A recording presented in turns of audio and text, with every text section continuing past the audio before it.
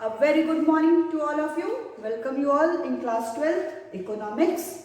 So as you already know that we have completed whole syllabus of economics, that is macroeconomics as well as Indian economic development. Okay. So in the previous few classes we were continuously revise the chapters.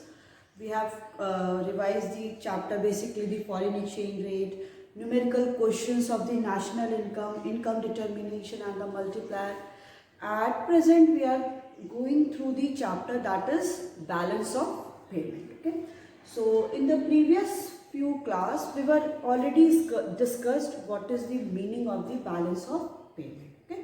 So balance of payment is simply it is an accounting statement which records and which provide the systematic records of all the economic transactions between the resident and the rest of the world with a given period of time. Okay. So we have already discussed, and there are different economic transactions in the BOP. So first one is visible item, so export and import of the visible item. Second one is invisible items, so export and imports of the different services like shipping, insurance, banking services. Third one is unilateral transfer, one-sided payment like gift, donation, remittances, etc. And the next one is capital transfer. So in the capital transfer, capital receipt and capital payment are included. Okay. So after that we have discussed about what is the balance of trade. So balance of trade, it is the difference between the value of the export of the visible goods to the value of the import of the visible goods. Here in the balance of trade, we have taken only the visible goods, okay, physical goods. These are the physical goods which we can touch, feel or the measure. Okay. Next topic that we have discussed, that is components of the balance of payment. So components of the balance of payment is of two types. First one is balance of the current account and the balance of the capital account. Okay. So what is balance of the current account? So the balance of the current account refers to the which does not cause any effect in the asset and the liabilities of the any government or the resident when the economic transaction is done between the resident and the rest of the world. So there are different components of the current account. First one is export and import of the visible items, export and import of the services. Next one is receipt and the payment of the unilateral transfer, and the last one is income from the investment. Okay. So we have already discussed all these things in the previous class. In today's class we are going to study the balance on the current account and next component that is capital account. So all this discussed in the today's class. Okay. So let's get started.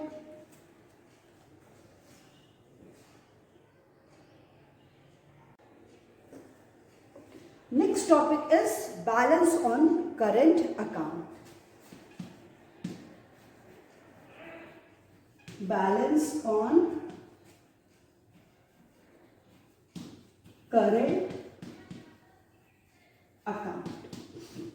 Okay. So in a current account, receipt from the export of the goods and services, unilateral transfer, income from investment and work are entered as credit side items as they are represent inflow of the foreign exchange. Okay.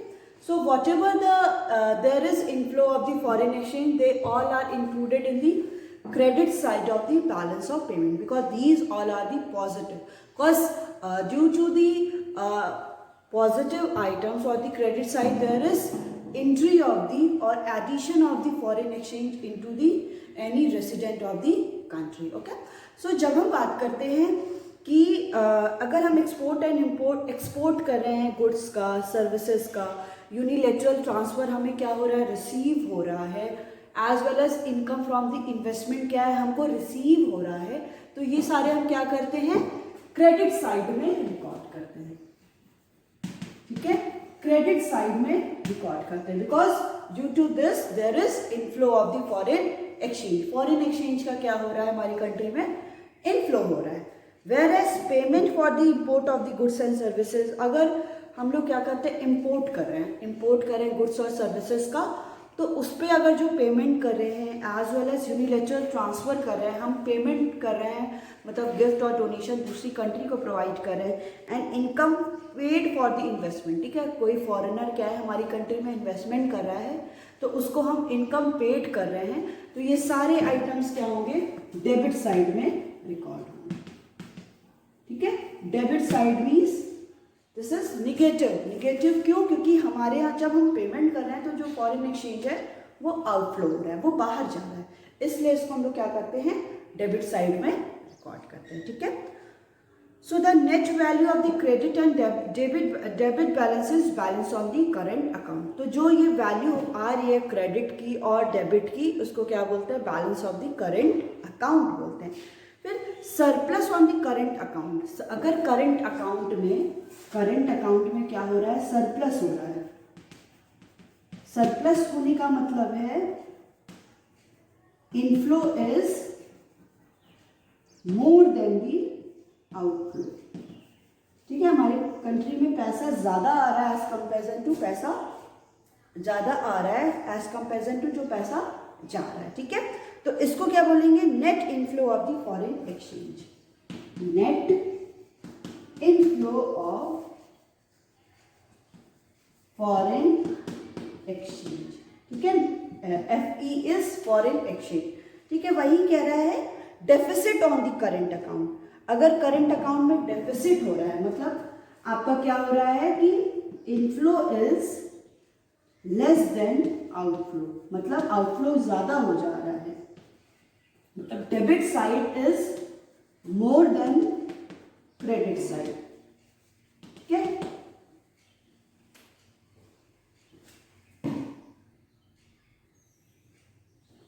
ठीक है, क्या हो रहा है यहाँ पे, जब current account में सरप्लस हो जा रहा है, सरप्लस होने का मतलब है कि credit is more than the debit,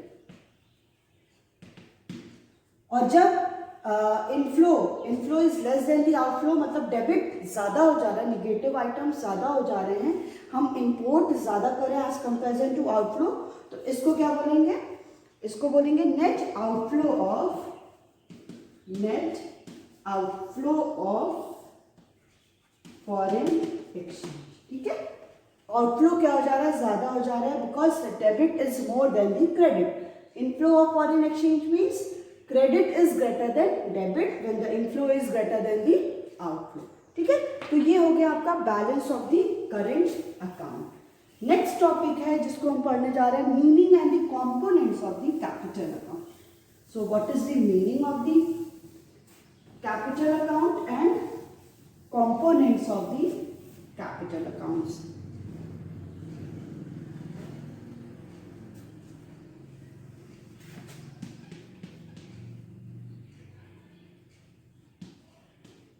Meaning and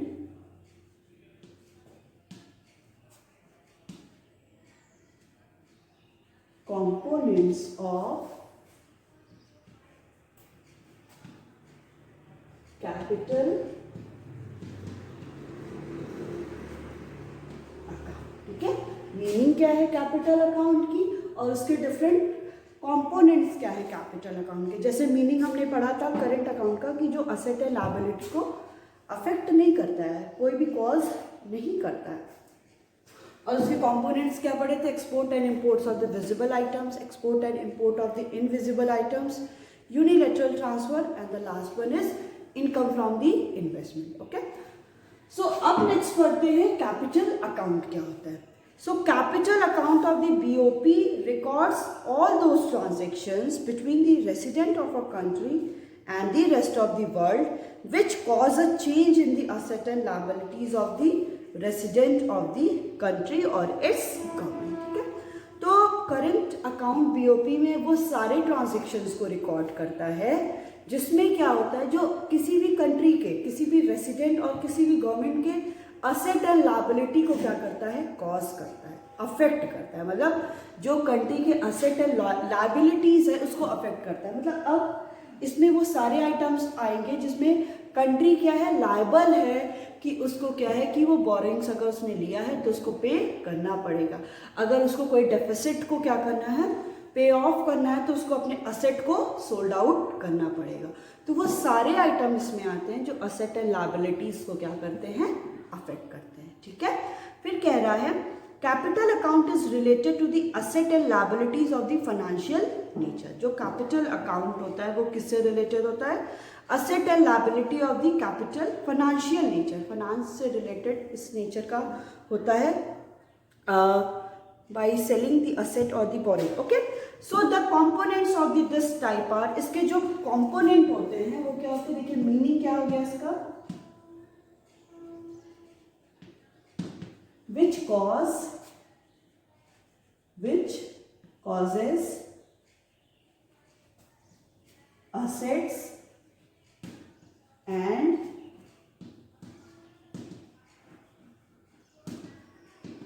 liabilities of the residents of a country or its government.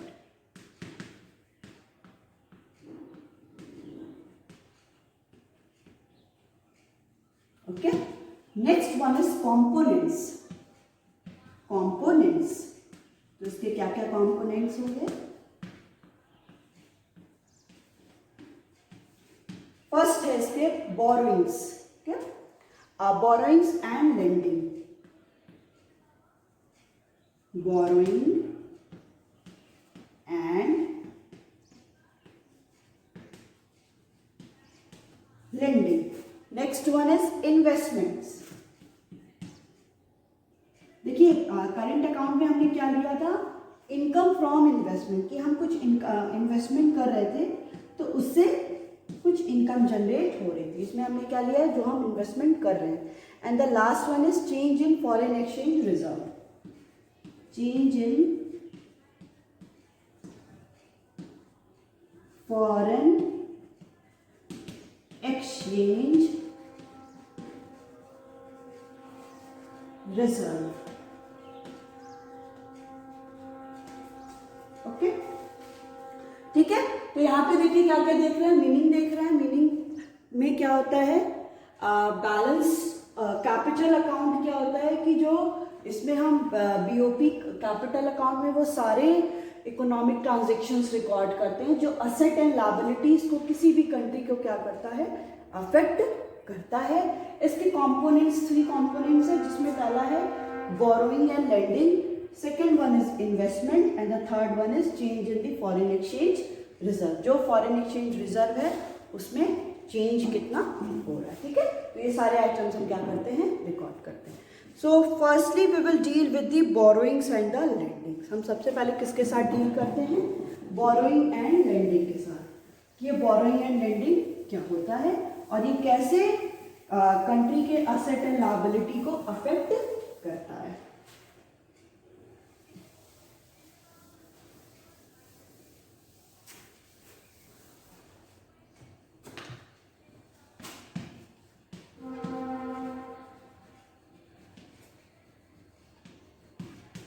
Borrowing and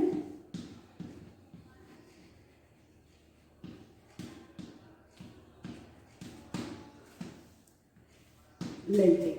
Okay, so it involve transactions of the loan. इसमें borrowing and lending में हम क्या include करते हैं, transactions of the loan को, कि जो भी लोन का ट्रांजेक्शन्स हो रहा है, लोन हम लोग दे रहे हैं या लोन हम लोग ले रहे हैं, तो वो सारे ट्रांजेक्शन्स हम लोग बोरोइंग एंड लेंडिंग में रिकॉर्ड करते हैं। तो पहला इसमें private transaction, second one is official transaction.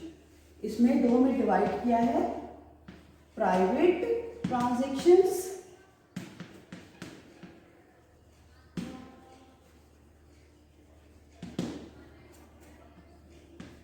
B is official transactions.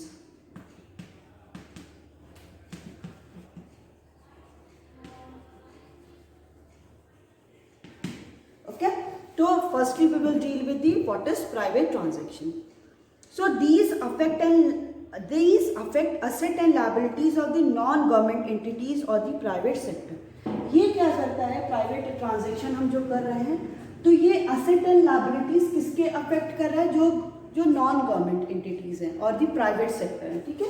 Asset and liabilities affect कर रहा है प्राइवेट सेक्टर का, ठीक है, क्योंकि इसके नाम से आप देखिए क्या कर रहा है, प्राइवेट ट्रांजैक्शन, कि हम जो भी असेट एंड लायबिलिटीज अफेक्ट हो रही है वो किसकी हो रही है, प्राइवेट सेक्टर की हो रही है. For example private sector of the country receive short term and the long term foreign loan, कि जो भी प्राइवेट सेक्टर है वो क्या कर रहा है, शॉर्ट टर्म और लॉन्ग टर्म लोन क्या कर रहा है, फॉरेन कंट्री से वो ले रहा है, ठीक है. तो इससे क्या हो रहा है कि वो लायबल हो जा रही है, ये जो प्राइवेट सेक्टर है वो लायबल हो जा रही है कि उसको वो पेमेंट करना ही करना है. अब वो पेमेंट करने के लिए क्या कर सकती है, पेमेंट करने के लिए अगर उसको पेमेंट करना है, इन दैट केस लायबिलिटी उसने ली है, लोन लिया है, तो वो लायबल हो गया उसके लिए. अब उसको पेमेंट करने के लिए अगर उसके पास एनफ अमाउंट नहीं है तो वो क्या करेगा, जो भी उसके पास अपने पर्सनल असेट्स हैं उसको सोल्ड आउट कर देगा. तो देखिए यहाँ पे असेट और लायबिलिटी दोनों ही अफेक्ट हो रही है, कि असेट कैसे हो रहा है कि लायबिलिटी को पे करने के लिए उसको अपने असेट को क्या करना पड़ रहा है, सोल्ड आउट करना पड़ रहा है, ठीक है.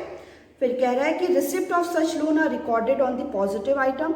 अगर हम क्या कर रहे हैं, रिसीव कर रहे हैं, कोई भी अगर रिसीव कर रहे हैं तो वो किधर रिकॉर्ड होगा, पॉजिटिव और द क्रेडिट आइटम में रिकॉर्ड होगा.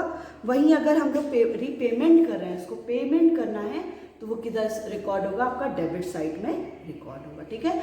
अगर रिसीव कर रहे हैं तो वो क्रेडिट साइड में, अगर हमें पे करना है तो उसको क्या करना है, डेबिट साइड में रिकॉर्ड करेंगे, ठीक है.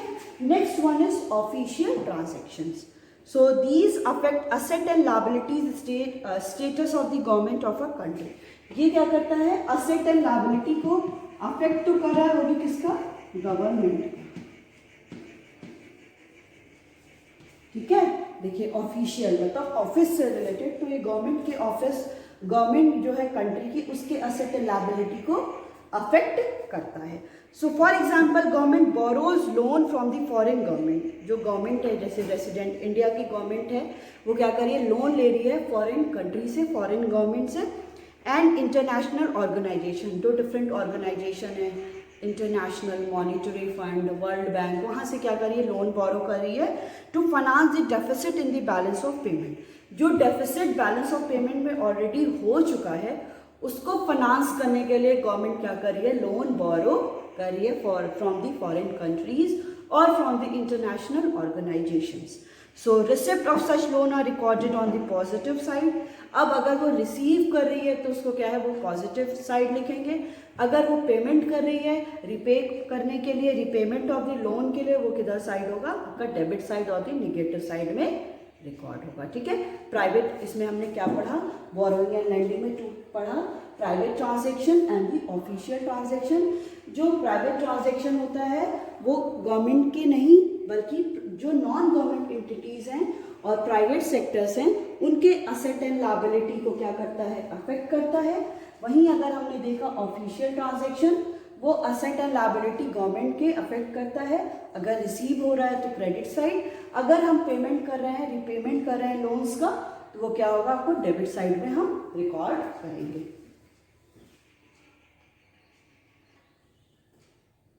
ठीक है. नेक्स्ट है आपका investments. Next one is investment.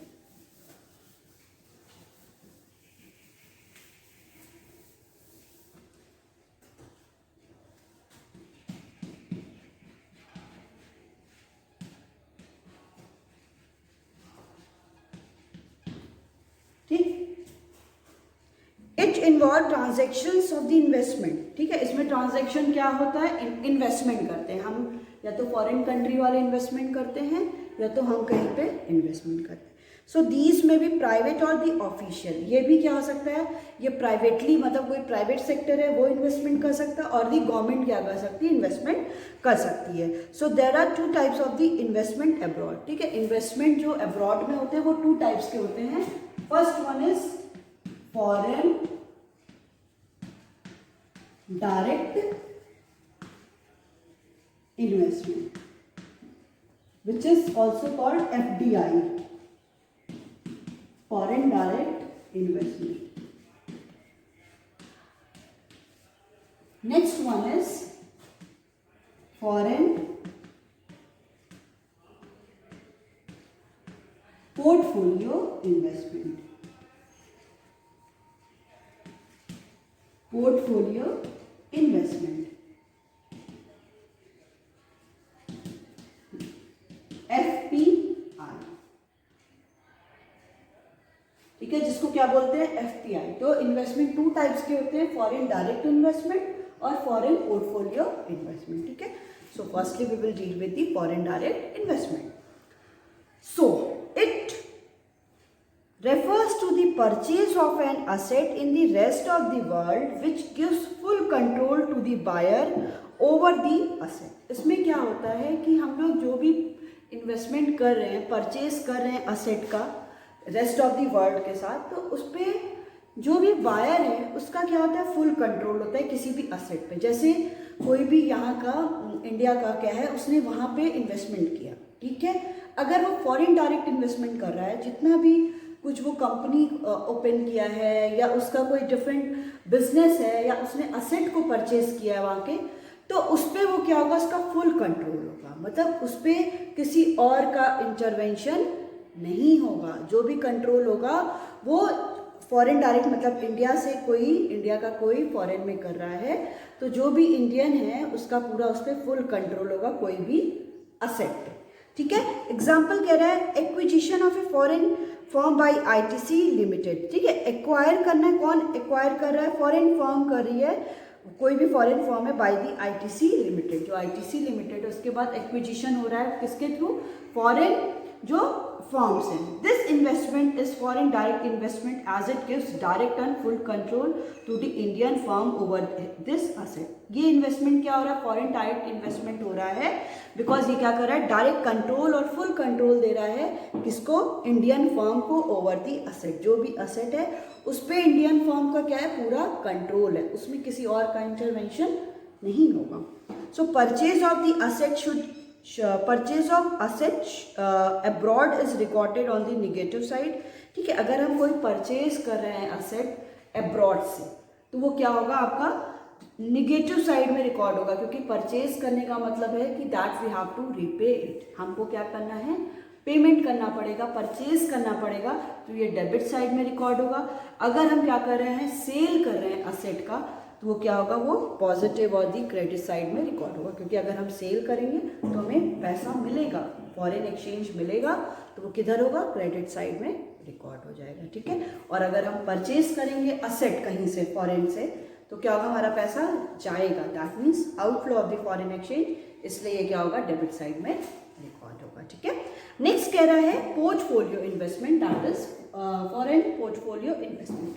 So it refers to the purchase of an asset in the rest of the world. इसमें क्या है कि असेट को परचेज करना rest of the world which does not give full control over the asset. मतलब हम लोग जो असेट को परचेज कर रहे हैं, बट इसमें क्या है, फुल कंट्रोल किसी भी असेट पे नहीं है. ठीक है, इस पे कंट्रोल क्या होता है, पार्शियल होता है. मतलब और कोई भी कंपनी क्या कर सकती है, उस पर इंटरवेंशन कर सकती है. जैसे FDI हो रहा है तो उस पर फुल कंट्रोल है, मैंने जो भी परचेज किया सेट उस पर क्या है, फुल कंट्रोल है. But when we talk about the portfolio investment, तो उस पर क्या है कि फुल कंट्रोल नहीं होता है. For example, purchase of the shares of a foreign firm by the Tata industry. जो टाटा इंडस्ट्री है यहाँ की, वो क्या करी, फॉरेन फर्म का कोई शेयर्स को परचेज करी है, तो उस पर क्या है, फुल कंट्रोल तो नहीं है. वो जो वहाँ की जो फॉरेन फर्म, जो फर्म है ऑलरेडी, जो फर्म एग्जिस्ट करी है जहाँ से शेयर्स को परचेज किया जा रहा है, उसका भी उस पर कंट्रोल है. एज वेल एज जो इंडिया की कोई टाटा इंडस्ट्री है, वो क्या कर रही है, उसके शेयर्स को परचेज कर रही है. तो इसमें क्या हुआ, जो टाटा इंडस्ट्री है उसमें उसका फुल कंट्रोल नहीं हो रहा है, वो बस वहाँ के शेयर्स को परचेज कर रही है. मतलब पार्शियल कंट्रोल होता है उसके असेट पे, not the full control over the asset. Okay, so purchase of a shares of a foreign firm is a portfolio investment. ठीक है, अगर परचेज कर रहा है shares of a foreign firm का, ये पोर्टफोलियो इन्वेस्टमेंट है बाय द इंडियन फर्म का, as it gives only the partial control over the asset. जो असेट है उसमें बस वो पार्शियल कंट्रोल दे रहा है. Purchase of the asset abroad is recorded on the negative side. अगर हम अब्रॉड से परचेज कर रहे हैं तो वो क्या होगा, डेबिट साइड में है, क्योंकि हम पेमेंट कर रहे हैं, पैसा जा रहा है. तो डेबिट साइड में अगर हम सेल कर रहे हैं असेट्स को तो वो क्या होगा आपका क्रेडिट साइड और दी पॉजिटिव आइटम्स होगा, तो क्रेडिट साइड में ये रिकॉर्ड होता है। ठीक है, ये हो गया आपका इन्वेस्टमेंट। तो अभी तक हम लोग ने क्या पढ़ा, हम लोग ने पढ़ा कि balance on the current account. Next हमने पढ़ा मीनिंग एंड द कॉम्पोनेंट। अभी जो हम लोग पढ़ रहे हैं मीनिंग पढ़ा कैपिटल अकाउंट का। कॉम्पोनेंट्स उसके 3 होते हैं, borrowings and lending, second one is investment and the third one is change in the foreign exchange reserve. तो हमारा क्या क्या हो चुका है, बोरोइंग एंड लेंडिंग हो गया है, इन्वेस्टमेंट हो गया, third one is change in the foreign exchange reserves. Okay,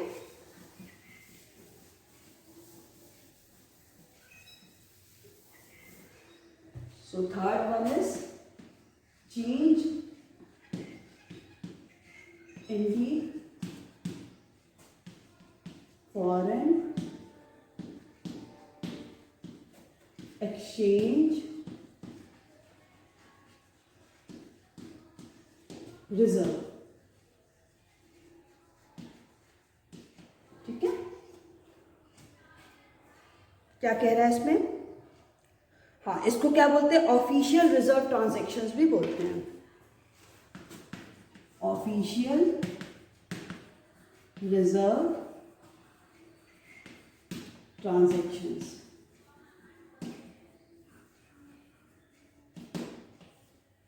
ठीक है, इसमें क्या है, देखिए कह रहा है foreign exchange reserve are the financial asset of the country held in the central bank. जो फॉरेन एक्सचेंज रिजर्व होता है वो क्या है, फाइनेंशियल असेट है किसी भी कंट्री का, which is held by the central bank of any country. तो इंडिया में कौन है, रिजर्व बैंक ऑफ इंडिया। तो ये फॉरेन ऑफिशियल रिजर्व ट्रांजैक्शन क्या है, मतलब अगर कोई भी कंट्री, फॉर एग्जाम्पल हम इंडिया की बात करते हैं, वो क्या करती है, डेफिसिट मतलब कहीं से लोन ले रही है, अब उस लोन को क्या करना पड़ेगा, उसको रिपे करना पड़ेगा। उस रिपे करने के लिए उसको क्या करना है, अगर उस कंट्री के पास, इंडिया के पास इनफ अमाउंट नहीं है तो वो क्या करेगी, उस डेफिसिट को फाइनेंस करने के लिए असेट को क्या करेगी, सोल्ड आउट करेगी, या तो अपने जो भी किसी भी अदर कंट्री से, इंटरनेशनल ऑर्गेनाइजेशन से क्या करेगी, लोन लेगी। अब्रॉड से कोई भी कंट्री से क्या करती है, वो लोन लेती है, या तो इंटरनेशनल ऑर्गेनाइजेशन से लोन लेती है। इसको बोलते हैं ऑफिशियल रिजर्व ट्रांजैक्शन। ठीक है, देखिए सिंपल सा कंसेप्ट है। यहाँ पे क्या होगा, जब कोई कंट्री क्या करती है कि अगर फॉर एग्जांपल इंडिया का हम लोग ने बैलेंस ऑफ पेमेंट बनाया, इसमें देखा जा रहा है कि अभी भी इसमें इक्वालिटी नहीं है, डेफिसिट अभी भी बहुत ज़्यादा है। अब हम लोग अदर कंट्री से क्या किए हैं, पैसा बोरो किए हैं, अब हमें उसको क्या करना पड़ेगा, पे तो करना पड़ेगा ना। उस पे करने के लिए सेंट्रल बैंक क्या करती है, वो उस डेफिसिट को फाइनेंस करने के लिए जो भी उसके अपने पर्सनल असेट्स हैं, कंट्री के जो भी असेट्स हैं उनको सोल्ड आउट करेगी, तब उसको पैसा मिलेगा। फिर वो पैसा जब सोल्ड आउट करेगी तब उसको जो पैसा मिलेगा देन वो रीपे करेगी, या तो किसी फॉरेन कंट्री से या इंटरनेशनल ऑर्गेनाइजेशन से बोरो करेगी। जब उससे पैसा मिलेगा तब उसको पे करेगी। ठीक है, अब इसमें कह रहा है when addition to the reserve is made, जब इसमें एडिशन होगा, मतलब अगर पहले इसका 1000 करोड़ उसका क्या था, डेफिसिट था, अब अगर वो पैसा ज़्यादा ले रही है, फॉर एग्जाम्पल उसने बोरो और किया 500 करोड़ और बोरो किया, अब उसका डेफिसिट, अब उसको कितना पे करना पड़ेगा, 1500 करोड़ पे करना पड़ेगा। तो इसमें हम क्या देख रहे हैं कि एडिशन हुआ है। एडिशन होने का मतलब है कि अब कंट्री पहले से ज़्यादा लायबल हो गई उसको पे करने के लिए। जब एडिशन हो रहा है तो कंट्री के लिए क्या हो जा रहा है, ये निगेटिव आइटम हो जा रहा है, बिकॉज पहले उसको 1000 ही पे करना था डेफिसिट, बट उसने पे कर और ज़्यादा क्या किया, लोन लिया। अब उसका जो क्या हो गया कि जो रीपे करने का लोन और ज़्यादा हो गया। जब ये एडिशन हो रहा है, एडिशन होने का मतलब है ये डेबिट साइड इंक्लूड होगा और भी पॉजिटिव आइटम है, सॉरी निगेटिव आइटम है। निगेटिव आइटम क्यों है, क्योंकि पहले से ज़्यादा उसको पे करना पड़ा है, अब कंट्री और ज़्यादा पैसे के लिए लायबल हो गई है, तो वो क्या होगा, डेबिट और निगेटिव आइटम हो जाएगा। जब यही पैसा क्या हो जाएगा, विथड्रॉ हो जाएगा, मतलब अब ये 1000 से क्या हो जाएगा, फॉर एग्जांपल इसको क्या है कि कम पे करना पड़ रहा है, मतलब अब कुछ 100 करोड़ उसने पहले से पे कर दिए, अब 900 करोड़ उसके पास अगर हो जाता है पे करने के लिए, अगर इसमें से अमाउंट क्या है कि उसको पे करने के लिए कम करना पड़ा क्योंकि वो लोन बाहर से ले नहीं रही है, उसके पास अपना ही जो पैसा था, अपना ही उसके पास जो था वो उसी से रीपे कर दे रही, इनफ सरप्लस अमाउंट उसने रखा था कंट्री ने, वो क्या की उसी अमाउंट को वो पे कर दे रही है। तो अब इसमें क्या हो रहा है, उसका एडिशन नहीं हो रहा है, तो ये किसी भी कंट्री के लिए अच्छा है क्योंकि अब उसको अपने असेट को सोल्ड आउट नहीं करना पड़ा या किसी फॉरेन कंट्री से बोरो नहीं करना पड़ा है, तो ये क्या हो गया, कंट्री के लिए अच्छा हो गया। तो it will included in the credit side और दी पॉजिटिव आइटम्स। ठीक है, ये क्या हो गया कंट्री के लिए, पॉजिटिव आइटम हो गया। ठीक है, तो अब ये कह रहा है कि when addition to the reserve is made it implies negative item. ठीक है, जब एडिशन इसमें हो जाएगा तो ये क्या हो जाएगा, निगेटिव आइटम हो जाएगा and entered in the debit side of the BOP, BOP के डेबिट साइड में होगा because there is outflow of the foreign exchange. अब देखिए अब क्या हो रहा है कि पैसा बाहर जा रहा है तो आउटफ्लो हो जा रहा है। फिर कह रहा है कि any withdrawal from these reserve, अगर यही पैसा कंट्री क्या करी 1000 से उसने फॉर एग्जांपल 800 पे कर दिया, पहले उसने 800 पे कर दिया, अब कंट्री क्या है कम के लिए लायबल हो गई है, अगर पैसा विथड्रॉ हो रहा है तो वो क्या हो जाएगा, क्रेडिट साइड और द पॉजिटिव आइटम हो जाएगा, तो वो क्रेडिट साइड में रिकॉर्ड होगा। On the positive side because there is inflow of the foreign exchange, foreign exchange का क्या हो जाएगा, इनफ्लो हो जाएगा, account from the foreign exchange, foreign exchange का वो इनफ्लो हो जाता है।